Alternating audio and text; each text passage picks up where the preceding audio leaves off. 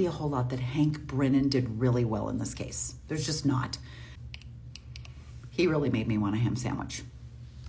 We all know that Hank Brennan is normally a defense attorney, and you're used to getting the last word, and you're used to being able to hear an entire case and then be like, choo, choo, choo, choo, choo, choo, choo, and poke holes in every single thing that the other person came up with.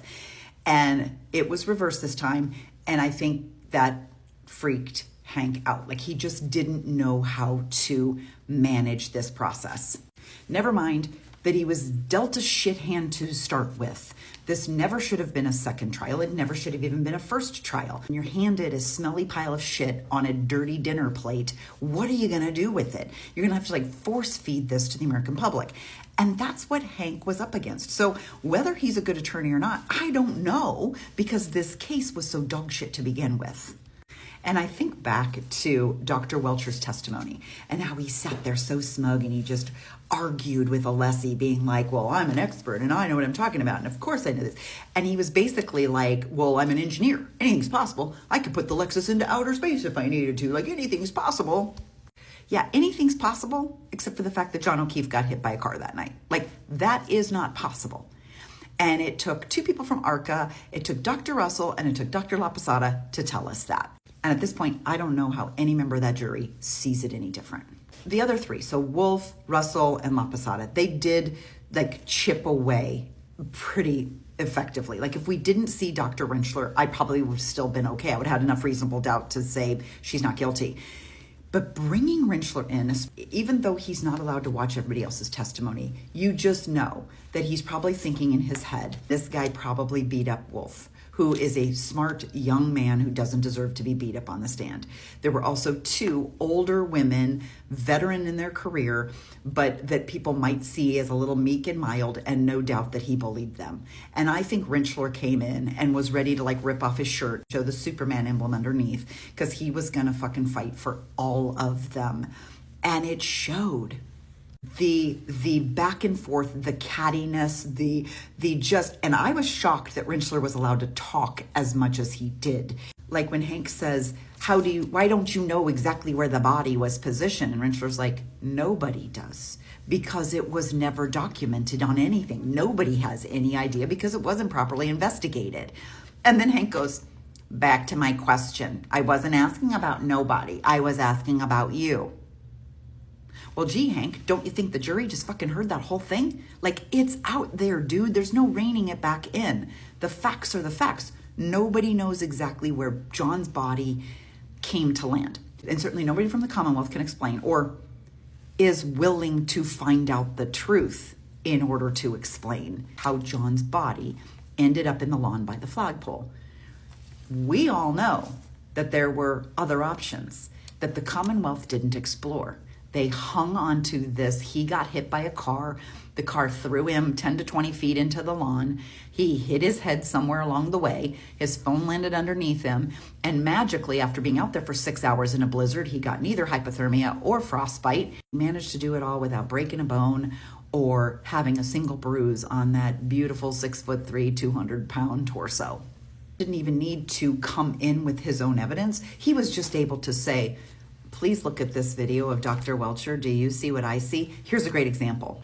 As the car approaches, it would not contact the elbow or the biceps. So as it comes in, watch the elbow. All of a sudden, shoot in.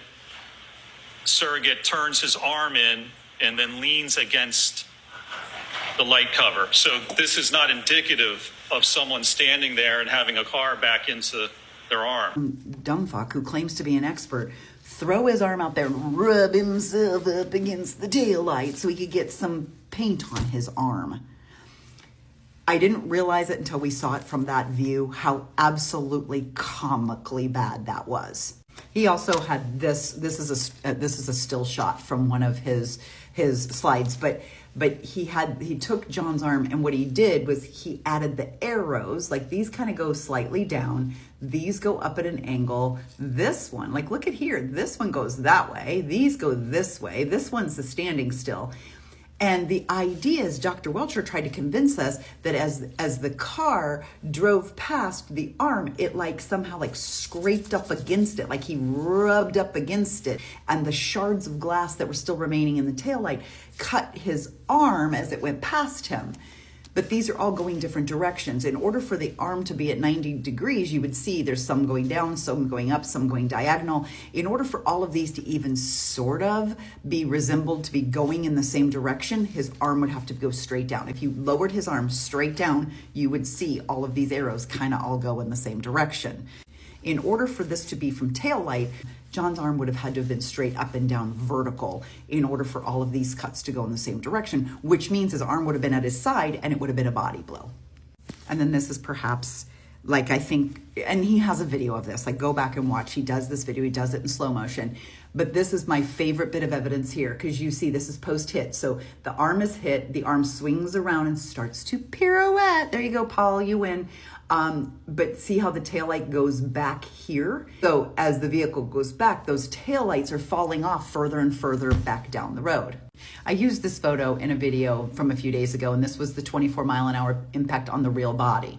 And I had said, see, he's over here. This is where Randy is. Over about here is where the flagpole is. And then the car stops all the way back here, which means it would have slammed into Higgins' Jeep. But what's this on the ground?